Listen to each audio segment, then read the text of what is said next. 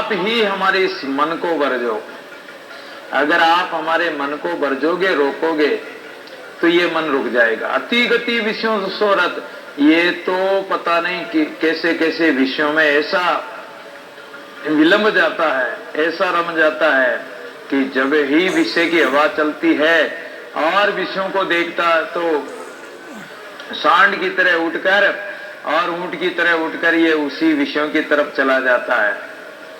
विषय विलास अधिक अति आतुर, और ये विषय विलास में, माया मोह में भी इतना आतुर होकर और विषय भोगों में कोई शंका न करते हुए, कोई डर भय नहीं मानते हुए, न काल का भय, न शास्त्र का भय, न गुरु संत का डर, किसी का डर न मानते हुए ये तो भोगों में लीन रहता है। खाए हलाल मगन माया में, और विषय रूपी, विषय हलाल रूपी विषय वासना को खाकर माया में ही फंसा रहता है। विष अमृत कर जाने, जो विषय विकार विष जहर है उसको भी ये भोगने के समय सुख रूप मानकर, उसको अमृत स्वरूप जानकर उसी को भोग रहा है।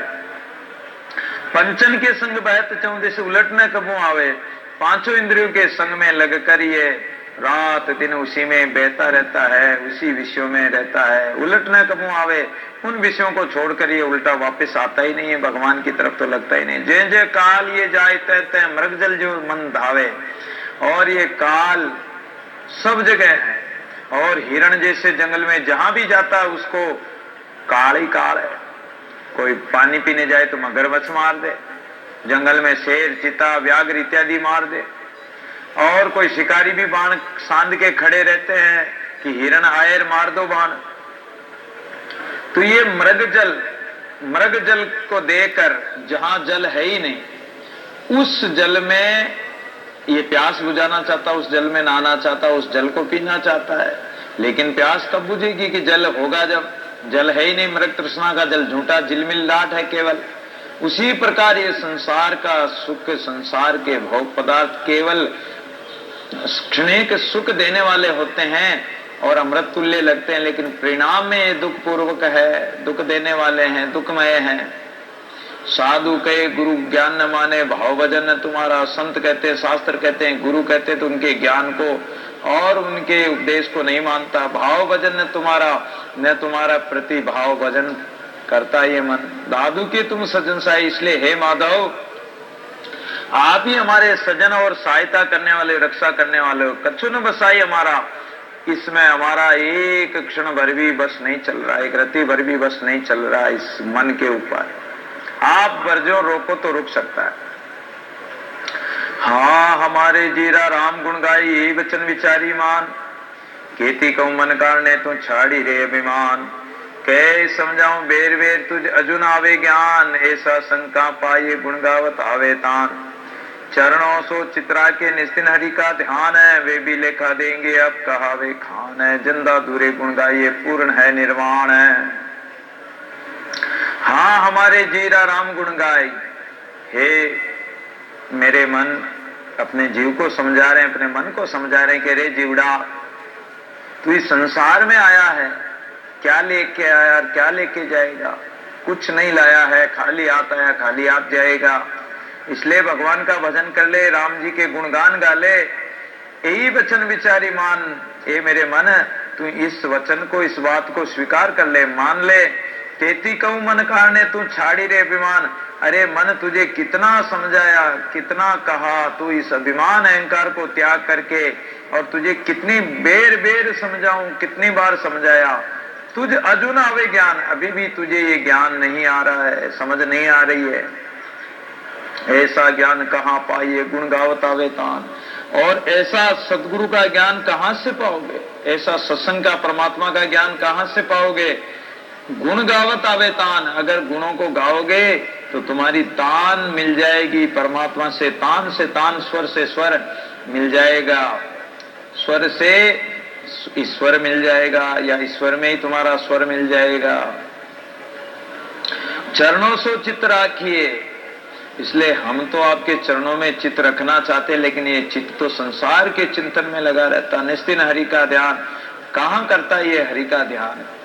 वे भी लेखा देंगे आपका वे खान। बड़े बड़े खान और मुनिम हो गए, बड़े बड़े राजा महाराजा हो गए, बड़े बड़े सेठ धनीमानी हो गए, देवता दानव हो गए, पीर पैगंबर हो गए, उनको भी परमात्मा को लेखा देना पड़ता है, जवाब देना पड़ता है। तो तू क्या चीज है, तुझे भी लेखा देना पड़ेगा। जन दादू रे गुण गाइए पूर्ण है निर्वाण। इसलिए दादू जी महाराज कहते हैं कि उस परमात्मा के, गोविंद के गुण गा लो। वो पूर्ण परमात्मा जो है निर्वाण है, अर्थात वो निर्गुण निराकार है। और निर्वाण कहते हैं कि वाण से रहित है। वाण से रहित हो जाओ।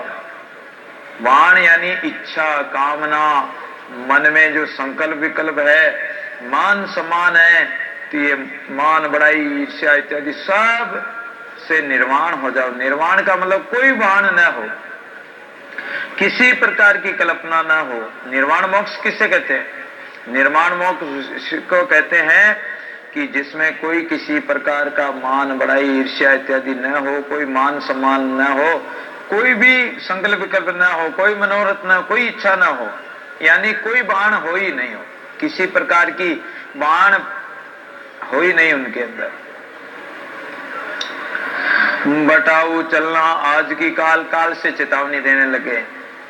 बटाऊ चलना आज की काल, समझ न देखा सुख सोए रे मन राम संभाल। जैसे तरवर वृक्ष बसेरा पक्षी बेटे आए, से हम सवाट पसारा आप आपको जाए। कोई नहीं तेरा सजन संगाती, जन को वे मन मूल है। ये संसार देख जन भूले, सभी सेमल फूल है। तन नहीं तेरा धन नहीं तेरा, कहाँ रहे लाग। दादू हरि बिन क्यों सुख सोवे, काहे न देखे जाग। सब राहगीर है, सब बटाऊ। इस संसार में जो भी आए हैं वो सब बटाऊ है। जब भी तो गाते हैं कि बटाऊ आयो लेबान है। तो जब बटाउड़ा लेने आएगा तो जाना पड़ेगा। चलना आज की काल, आज या कल में जाना है। कोई आज जा रहा है, कोई कल जा रहा है, लेकिन सब जा रहे हैं। और जाना आज के ही दिन पड़ेगा सबको। 7 दिन के बीच में होगा मरगट बास। ऊपर ऊपर ढोर चरेंगे और ऊपर ऊपर हल चले, ढोर चरेंगे घास। जब एक दिन ऐसी स्थिति हो जाएगी कि राख हो जाओगे, घास उग जाएगी और जीव जानवर घास चुगने लग जाएंगे आपके ऊपर। इसलिए चलना आज की काल।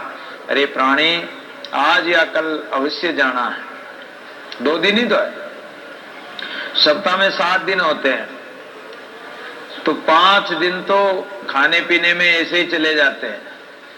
एक दिन जन्मने का, एक दिन मरने का, तो जन्म भी हो गया और 5 दिन भी बीत गए।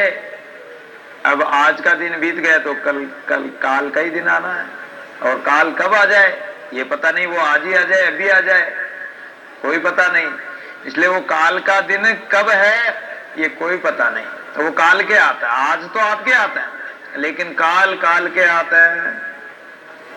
समझ न देख कहां सुख सोवे रे मन राम संभाल। इसलिए हे प्राणी, मूर्ख प्राणी, तू समझ क्यों नहीं रहा? किस माया मोह निद्रा में सो रहा है?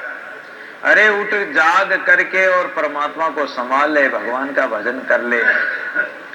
जैसे तरवर वृक्ष बसेरा पक्षी बेटे आए, और रात्रि में जैसे हमारे पीपल का पेड़ है, बड़का पेड़ है, ये नीम के पेड़ हैं, कोई भी वृक्ष है, उस बड़े बड़े पेड़ पर, बड़ा हो चाहे छोटा वृक्ष हो, उस पर पक्षी आकर रात्रि में विश्राम करते हैं। ऐसे ही हम सब हाट पसारा, ऐसे हम सभी इस हाट पसारे में हैं। जैसे संडे को, रविवार को कहीं कहीं जगह बाजार लगता है, हाट लगता है, तो कितना पसारा हो जाता है, लेकिन वो रात्रि होते ही सब पसारा खत्म हो जाता है। इस प्रकार हम भी इस संसार में उस यात्री की तरह, उस पक्षियों की तरह रैन बसेरा कर रहे हैं। चिड़िया रैन बसेरा, ना घर तेरा ना घर मेरा, चिड़िया रैन बसेरा। ये चिड़िया की तरह रैन बसेरा। चिड़िया रात में एक पेड़ पे बैठ जाती है, प्रातःकाल अपना अपना जगह उड़ जाती है। ऐसे ही ये जीव एक रात्रि के लिए यहाँ इस संसार में आए, और ये रात्रि पूरी होते ही ये भी चिड़िया की तरह उड़ जाएंगे।